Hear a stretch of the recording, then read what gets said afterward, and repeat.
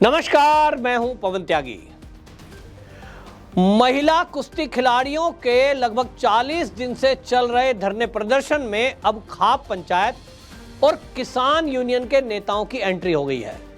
राकेश टिकैत ने यह घोषणा कर दी है कि जंतर मंतर पर इन महिला पहलवानों को दिल्ली पुलिस ने उठा दिया है, लेकिन अब खाप पंचायत मिलकर सार्वजनिक रूप से यह खाप पंचायत अब इसकी लड़ाई लड़ेंगी और सर्व खाप चौपाल से अब यह लड़ाई लड़ी जाएगी। हालांकि उन्होंने देश की राष्ट्रपति को यह आह्वान किया कि इस मामले में वो दखल दें और ब्रजभूषण शरण सिंह की गिरफ्तारी कराएं।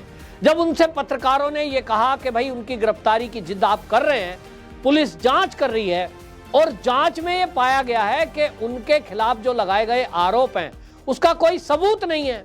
पोक्सो एक्ट की जो बात की गई थी, वो पोक्सो एक्ट में जो एफआईआर दर्ज हुई, उस लड़की का जो सर्टिफिकेट है बर्थ का, उसमें यह बताया जा रहा है कि वो लड़की बालिग है। तब ऐसे में आप इस जिद पर अड़े हुए हैं कि उसकी गिरफ्तारी हो ब्रजभूषण शरण सिंह की, जो कि फेडरेशन के अध्यक्ष थे। आप किस बिना पर उनकी गिरफ्तारी की मांग कर रहे हैं? तो आपको बताऊं, राकेश टिकैत ने यह कह दिया कि देखिए, जहां तक इस पोक्सो एक्ट के कानून की बात है, उस कानून में यह कहा गया है कि भाई पहले गिरफ्तारी होगी, बाद में पूछताछ होगी। तो यह कानून मैं भी मानता हूं कि गलत है। अब ये देखिए, राकेश टिकैत का पहली बार यह बयान आया है। उन्होंने कहा कि मैं भी मानता हूं कि इस तरह का कानून गलत है। पोक्सो एक्ट में जो ये फेरबदल किया गया कि आदमी कोई अपनी बात रख ही नहीं सकता, इसका मतलब कोई भी नाबालिग लड़की को आगे लाएगा, षड्यंत्र करके आरोप लगाएगा और उस व्यक्ति की तो जिंदगी खराब हो जाएगी। तो उन्होंने कहा कि इस पर सरकार कानून लिया है। उन्होंने उदाहरण दिया। राकेश टिकैत ने कहा कि जिस तरह से दिल्ली में एलजी को लेकर के, एलजी के अधिकारी को लेकर दिल्ली की सरकार से टकराव था, उसमें सुप्रीम कोर्ट ने आदेश कर दिया कि ट्रांसफर पोस्टिंग का अधिकार दिल्ली की सरकार को होगा। तो केंद्र सरकार ने क्या किया? केंद्र सरकार एक अध्यादेश ले आई और उस कानून को पलट दिया। तो राकेश टिकैत कहते हैं कि केंद्र सरकार चाहे तो पलट सकती है।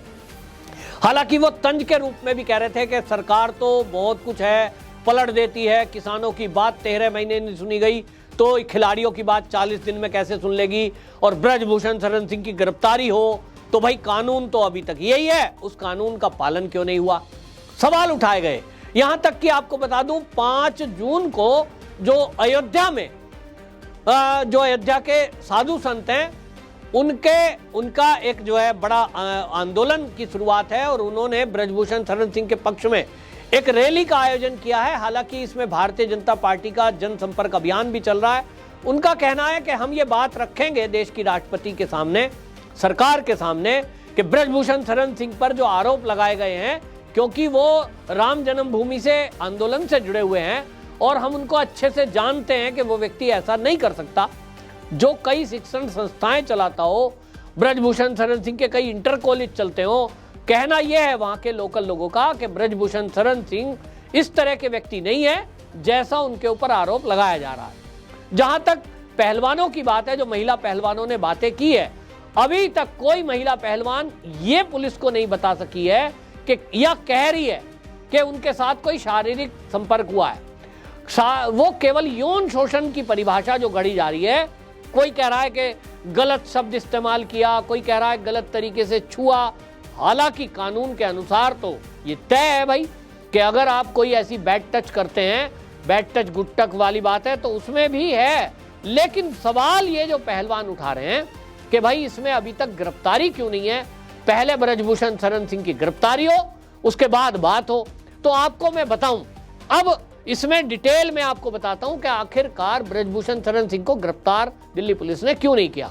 बहुत सारे लोग इसमें ये फैला रहे हैं, ये किसान नेता भी फैला रहे हैं, खाप पंचायत में भी भाषणबाजी यही हुई, और जंतर मंतर पर जितनी राजनीतिक पार्टियां आई, ममता बनर्जी उसमें आई, केजरीवाल उसमें आ गए, उसी में आप देखिए पप्पू यादव पहुंच गए और बहुत सारे नेता पहुंच करके वहां राजनीति दिखा रहे थे और भाषण दे रहे थे कि मोदी जी अपने एक एमपी को बचा रहे हैं, ब्रजभूषण शरण सिंह, क्योंकि भाजपा से सांसद हैं और इसलिए उनके खिलाफ पुलिस कार्रवाई नहीं कर रही है, पुलिस दबाव में है।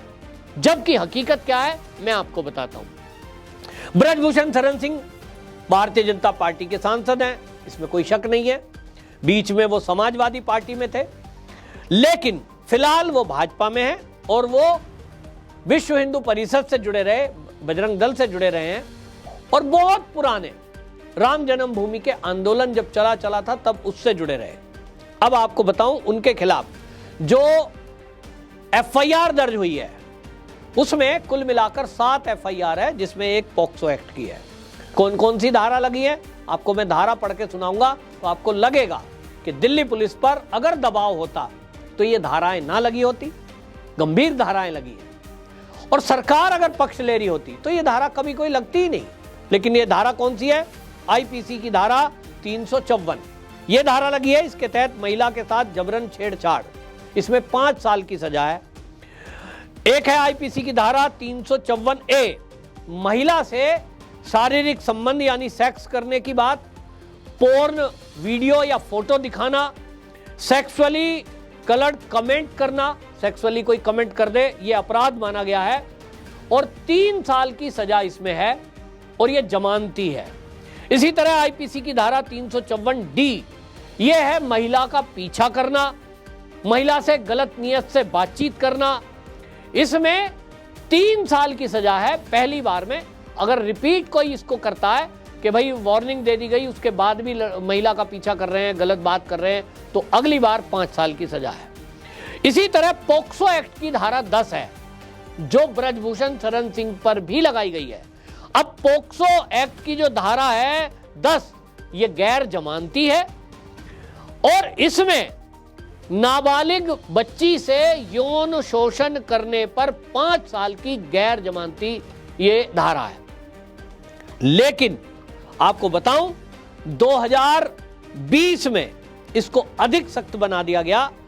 अब आईपीसी की लेकिन धारा 41A उसके तहत सुप्रीम कोर्ट ने इस पॉक्सो एक्ट के बारे में जो कहा उसने एक प्रावधान दिया, क्योंकि जब देखा गया कि इस पॉक्सो एक्ट में जब सख्ती की गई और केवल ये तय कर दिया गया कि पहले गिरफ्तारी होगी बाद में जांच होगी, तो कई ऐसे मामले आए जिसमें ये बाद में जांच में पता लगता है कि ये तो फर्जी था, आरोप लगाया गलत था।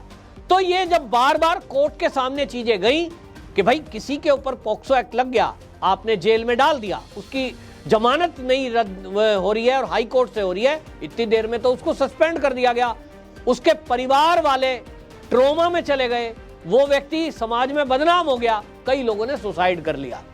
तब सुप्रीम कोर्ट ने इसमें बदलाव किया और उन्होंने कहा सुप्रीम कोर्ट में यदि किसी केस में सजा 7 साल से कम है, और ये पॉक्सो के लिए नहीं, ये बाकी सब के लिए प्रावधान किया गया आईपीसी की धारा 41A में कि यदि किसी भी केस में सजा 7 साल से कम है तो आरोपी की जो गिरफ्तारी है वो मैंडेटरी नहीं है, यानी पुलिस गिरफ्तार कर भी सकती है नहीं भी कर सकती है, गिरफ्तार ही होगा, ये मैंडेटरी नहीं है।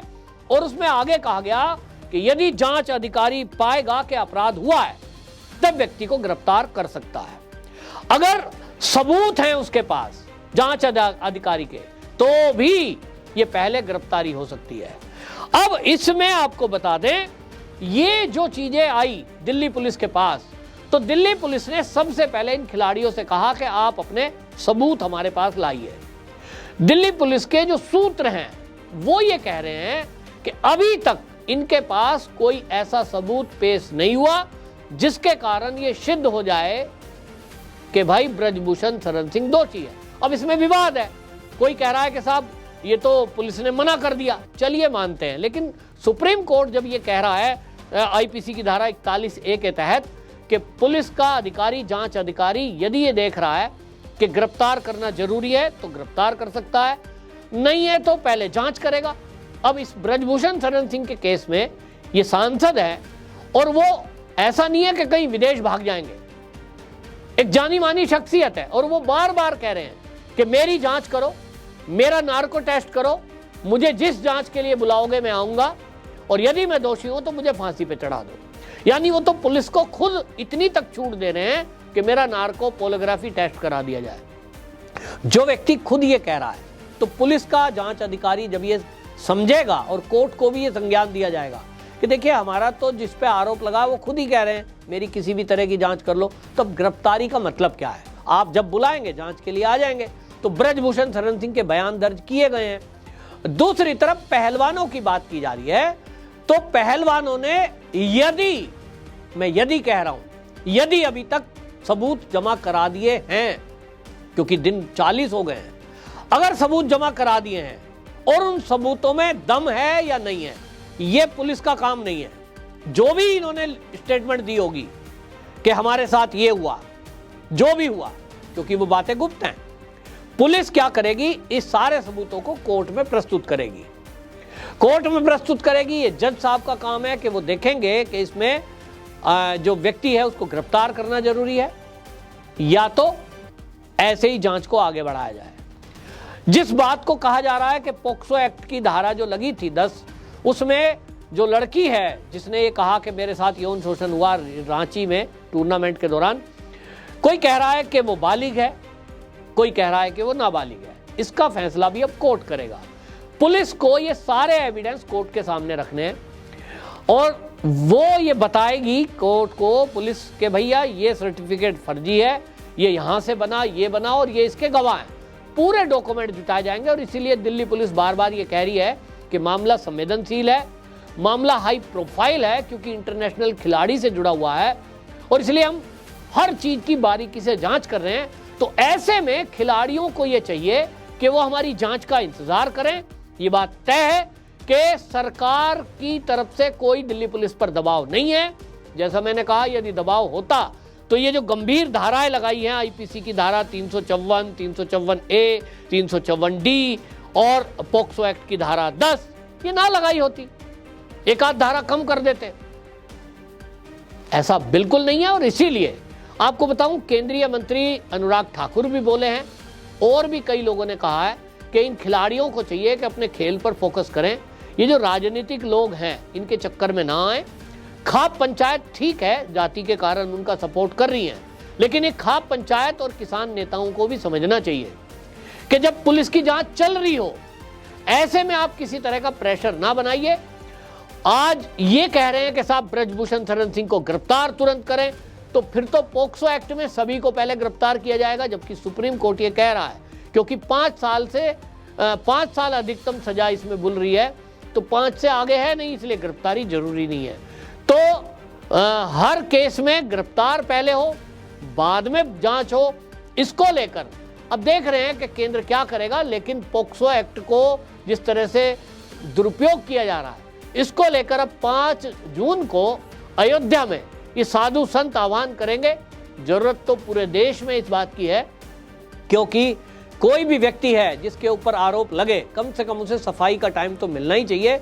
गिरफ्तारी बाद में हो ताकि किसी का जीवन खराब ना हो।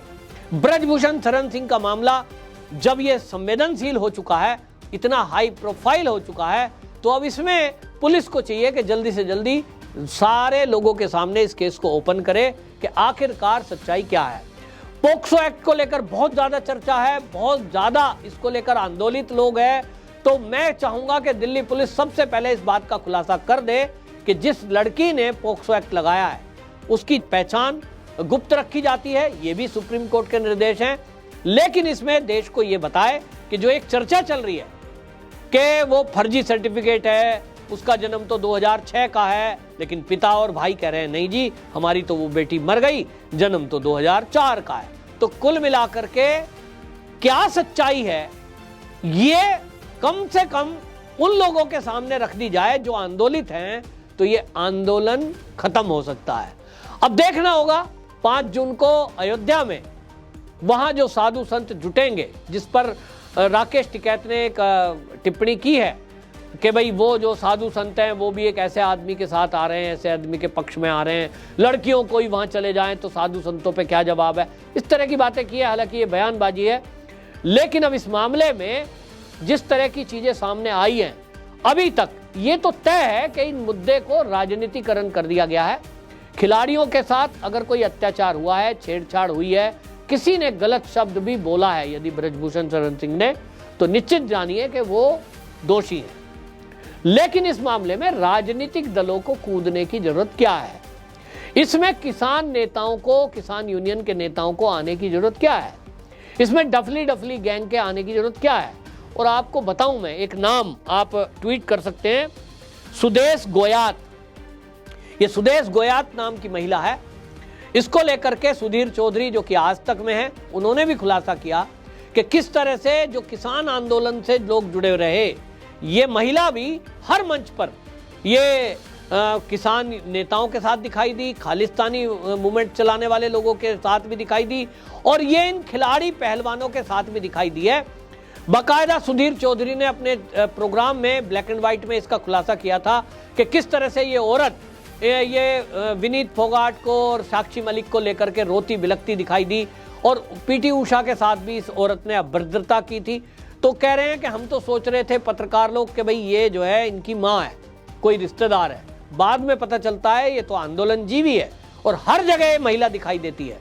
तो कुल मिलाकर ऐसे आंदोलन जीवी जीव ये जो है महिला खिलाड़ियों के साथ आगे पीछे दिखाई दे रहे हैं। तो कहीं ना कहीं कोई षड्यंत्र की बू नजर आती है। देखना होगा इसका खुलासा कब होता है, और तब तक ब्रजभूषण शरण सिंह को गिरफ्तारी से राहत मिलती है या पुलिस इसको गिरफ्तार पहले करके बाद में जांच करती है खिलाड़ियों के दबाव में। आपकी क्या राय है? क्या होना चाहिए? सरकार को क्या रुख करना चाहिए? राकेश टिकैत जी को क्या करना चाहिए? आप अपनी राय जरूर रखें। और इस मामले में सरकार की तरफ से जैसा कहा जा रहा है, जो राकेश टिकैत ने भी कहा कि पोक्सो एक्ट में जो ये कहा है कि पहले गिरफ्तारी बाद में जांच, इसमें क्या बदलाव करने की आवश्यकता है? आप अपनी राय कमेंट बॉक्स में जरूर बताएं। वंदे मातरम।